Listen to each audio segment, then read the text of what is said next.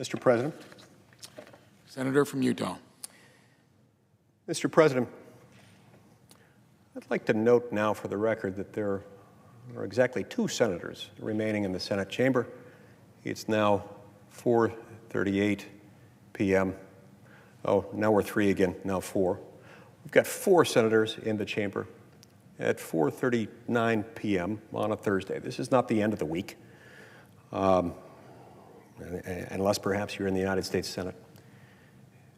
There's no reason why the United States Senate shouldn't be convening and debating amendments right now in order to do this.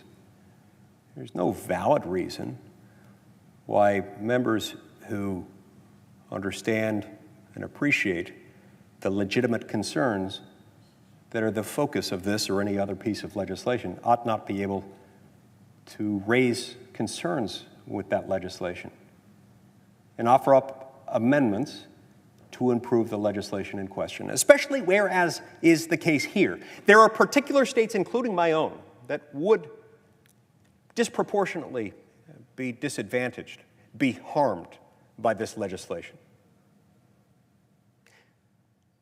It's interesting to note that the federal government owns more of my state than it does almost any other state, than it does in any of the states of any of the sponsors or prominent co-sponsors of this legislation. Some of the co-sponsors, in fact, are people who live in states where the federal government owns very little land.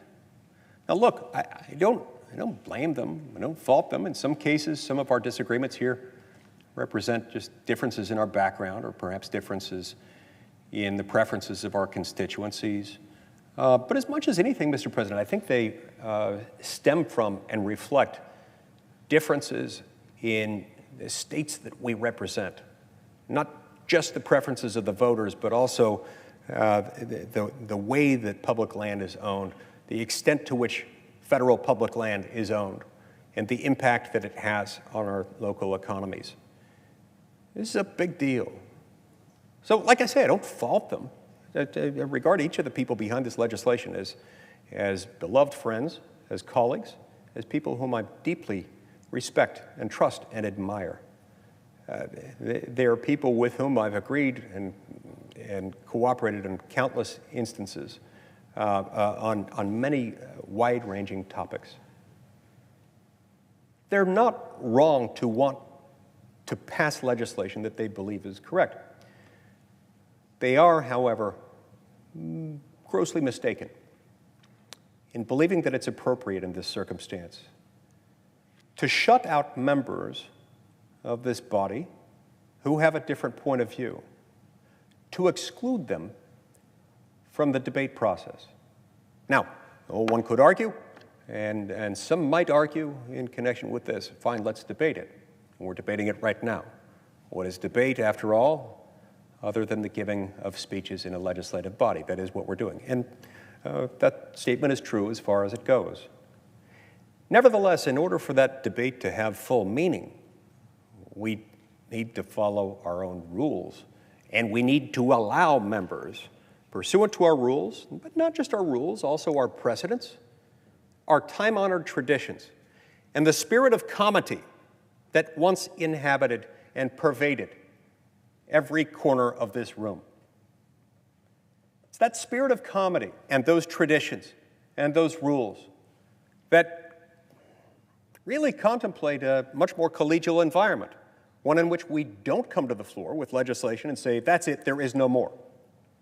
That's it, this legislation was written as if on stone tablets. There is no more to be written. This book is sealed.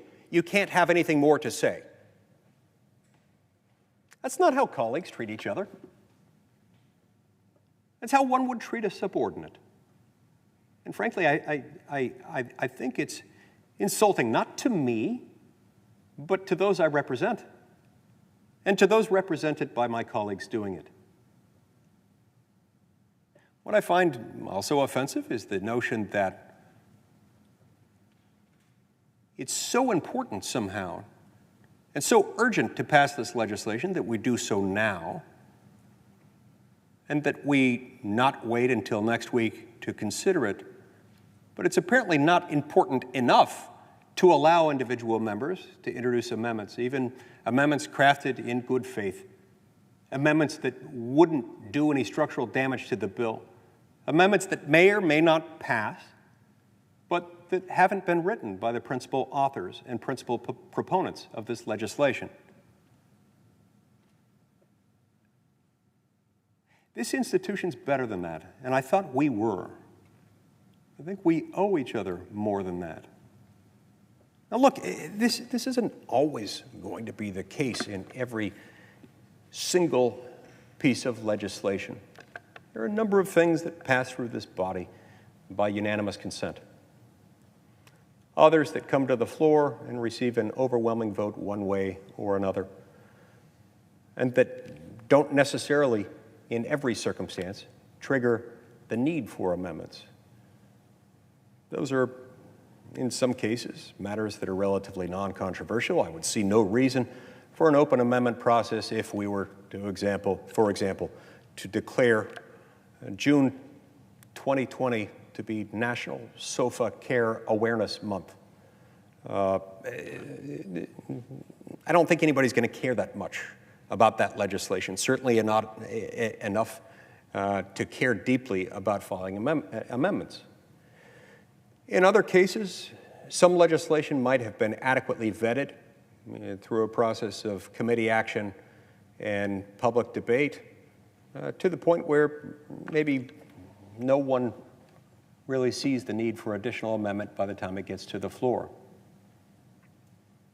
But it's not always going to be the case. It should come as no surprise that a piece of legislation like this one, sweeping in its effect, adding to our already unaffordable mandatory spending,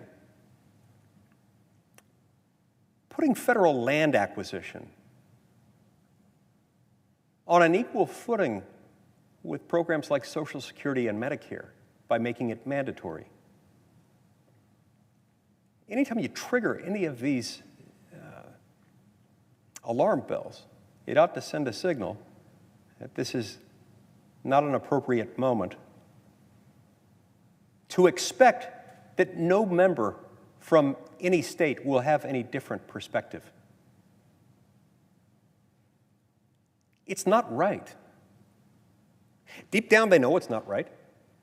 I've seen each of my most vocal proponents of this legislation on the receiving end of this very kind of strategy.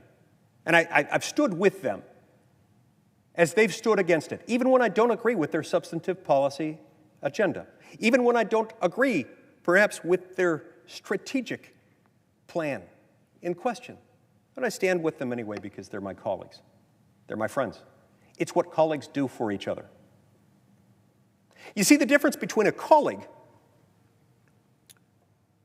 and a subordinate is that you don't purport to tell a colleague what he or she can do if you don't have the authority to do that. You don't act offended if your colleague doesn't agree with you, and you don't try to silence your colleague. That is how you treat a subordinate. It's happened for far too long here. I've been here for 9.5 years. I've seen it under Democratic leadership. I've seen it under Republican leadership. It's not how it used to work here. It's not how it should ever work. And I find it revolting.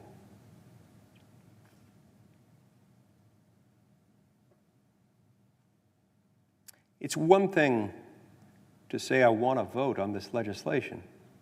It's quite another thing to have the gall to say I want to vote on this legislation, but I don't want anyone else to have any say in what this legislation says. And I don't care what this does to another state. I don't care that there are parts of other states in the Union, represented by my friends and my colleagues, where people will suffer as a result of this legislation. I don't care. Not my problem. In fact, I so don't care that that's a problem for somebody else that I'm going to make sure that the other person can't care, and that he can't even make changes to this legislation.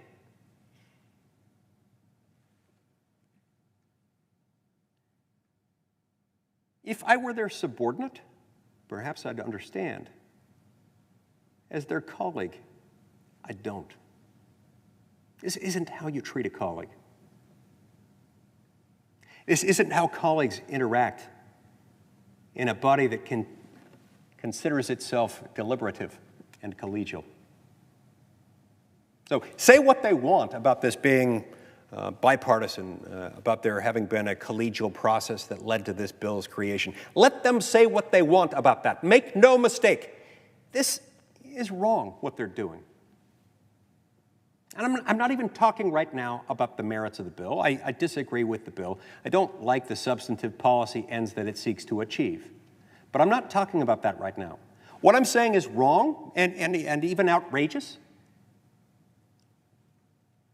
is the gall, the temerity they have to tell colleagues that they don't have an equal seat at this table, that their election certificate somehow matters less. Sooner or later, Mr. President, I believe that our best days lie ahead of us. I'm an optimist at heart. Optimism is something that's hard to have at a moment like this, when you've been completely shut out of a legislative debate. But the reason I'm optimistic here has to do with a very simple reality. Sooner or later, in a system like this one, members will find a way, consistent with the rules of the Senate, and as authorized by the rules and procedures and traditions of the Senate, they'll find a way to get around this. And I think you'll see a growing dynamic in which members will reach across the aisle in order to solve this very problem. This problem's not a Republican problem distinctively. It's not a Democratic problem distinctively. We've seen it under the leadership of both parties, regardless of who has the majority. This is a problem that senators have among and between themselves. And I think in time, you'll see more and more members coming to each other's defense, regardless of political ideologies, regardless of the substantive ends sought to be achieved in any particular piece of legislation. I think the sun is setting, or at least preparing to set, on the days of locking out individual members from the amendment process. This isn't right, and deep down, we know it's not.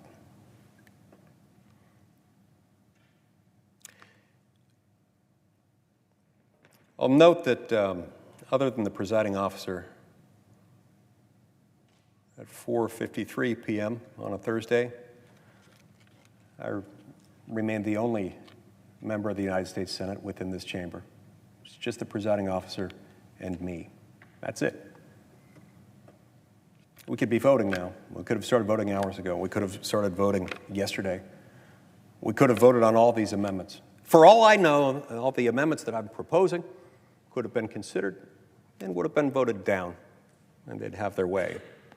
What difference then would it make? Well, first of all, I'm not certain that they would all fail. Secondly, it's not up to me whether they all fail. Thirdly, even if they did all fail, every last one of them, at least then members of this body would be able to face their constituents at the end of that process and be able to say, look, I liked this legislation, even though it had these problems. The reasons to support it outweighed those for opposing it. Or they'd be able to say, look, I tried to make it better. I failed. These problems remain, so I voted against it. That increases accountability rather than decreasing it. That's good. That's good for a constitutional republic like ours. It's essential for the United States Senate. It's how it's supposed to work. So we could have done that yesterday. We could have done that this morning. We could still do it right now. We could start that process right now, and in a matter of hours, we would have debated, discussed, voted on these amendments, and then we could move on. We could put this whole thing behind us. We could do it right now. They'll hear nothing of it. It begs the question, why?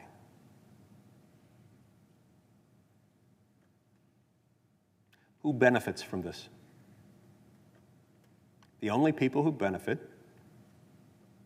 are the small handful of individuals who, on any particular occasion, happen to be involved in this decision-making, become more powerful, but they do so in a dishonorable way, at the expense of all of their colleagues, at the expense of their relationship with their colleagues, but most damningly, at the expense of their relationship with and obligations to the voters who elected them. And I mean those in every state. I'm sure they think they're doing the right thing, that the ends justify the means. Nobody's immune from that line of thinking. I'm certainly aware of it myself, but it's something we've got to be conscious of. In this circumstance, it doesn't make it okay. This is wrong. We can do better. We can, we must, and together we will. Thank you, Mr. President. I yield the floor.